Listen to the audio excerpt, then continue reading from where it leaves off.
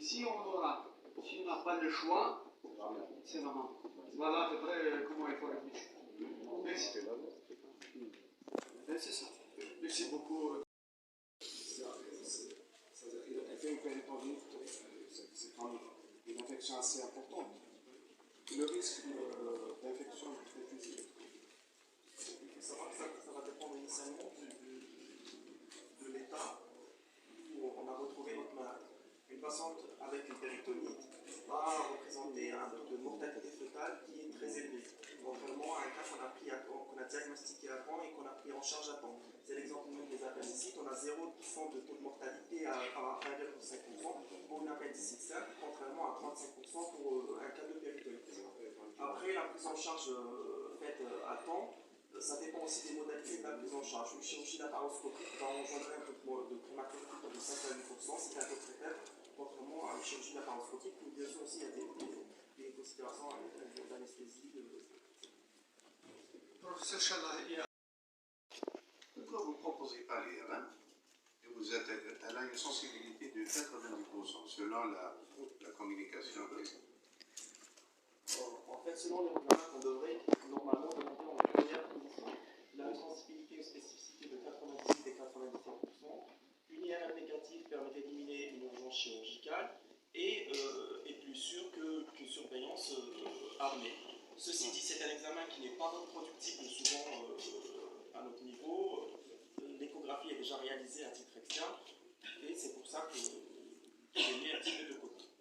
En ce qui concerne le scanner, c'est un examen qui est théoriquement contre-indiqué, mais le seuil de tératogénicité accepté est de 50 microgrés. Un scanner abdominal avec un seul passage délivré 25 microgrés. Donc ça reste un examen qui est théoriquement réalisable, qui est laissé pour les situations où nous sommes vraiment bloqués. Ça dépend aussi du terme, parce que le scanner fait du terme de grossesse. En fait, c'est peut-être le scanner de premier trimestre qui est tératogène. En fait, de grossesse, il y a moins de risques. Il faut savoir que c'est une étude qui a été réalisée au premier trimestre, où c'est le seuil de 50 microgrés, un seuil où il n'y a pas, on n'a pas enregistré d'effet tératogène. Abbas, médecin résident en chirurgie viscérale et digestive au CHU Tizi Ouzou. Nous avons intervenu aujourd'hui dans le cadre des journées médico-chirurgicales du CHU Tizi Ouzou pour le thème des urgences chirurgicales non gynécologiques et grossesse. C'est un thème qui représente une importance fondamentale vu la fréquence de cette pathologie et la difficulté de la prise en charge. On s'est focalisé sur la difficulté diagnostique principalement dans un sujet où nous avons deux vies qui sont mises en jeu, maternelle et fœtale, bien sûr appuyé sur les nouvelles recommandations et les nouvelles guidelines. Nous avons présenté une étude qu'on a menée au sein de notre service sur une décennie de 10 ans avec une cohorte qui est assez significative et où les résultats étaient calqués sur les données internationales. Il est donc important de sensibiliser notre audience sur l'intérêt de diagnostiquer ces pathologies à temps, d'intervenir à temps afin de sauver un double pronostic maternel et fœtal. Donc, des recherches récentes ont montré ce lien qui est important entre le cerveau, l'intestin et le microbiote. Donc, on va commencer par des maladies neurodégénératives. La maladie de Parkinson, c'est une maladie idiopathique qui est une affection dégénérative qui fait partie des synucléonopathies. Donc, elle est due, comme on le sait tous, à une dégénérescence progressive des neurones dopaminergiques, principalement au niveau de la substance noire, le locus niger pars compacta.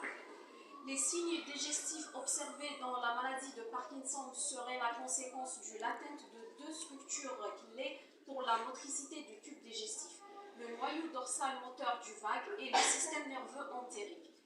Il est désormais bien établi que la maladie de Parkinson est non seulement une maladie de système nerveux central et du mouvement, mais aussi une maladie de système nerveux entérique et de tube digestif.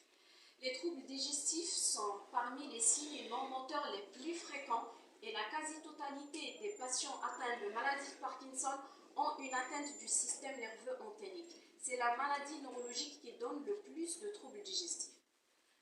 Les manifestations digestives seraient une dysphagie, hypersialurie, gastroparésie, mais surtout une constipation qui est souvent révélatrice de la maladie.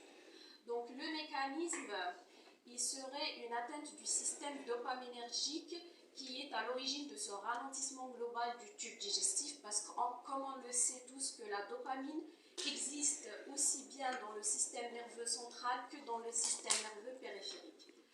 Une accumulation d'alpha-synucléine dans les neurones de l'intestin serait aussi à l'origine de ce trouble. Cette atteinte digestive pourrait être impliquée dans la progression de la maladie et serait une source potentielle de marqueurs diagnostiques de la maladie. La maladie d'Alzheimer, donc la maladie d'Alzheimer est la plus fréquente des maladies neurodégénératives responsables d'un déficit cognitif et d'une perte progressive de l'autonomie. La maladie d'Alzheimer n'affecte pas seulement la mémoire, elle agit aussi sur le système digestif. Donc le mécanisme serait des dépôts de protéines bêta-amyloïdes et tout dans l'intestin et le système nerveux entérique. Aussi, il a été démontré qu'il y a une modification du microbiote intestinal chez les patients atteints d'une maladie d'Alzheimer. Donc, leur microbiote devient dysfonctionnel et produit des substances pro-inflammatoires, à savoir les lipopolysaccharides et les cétokines.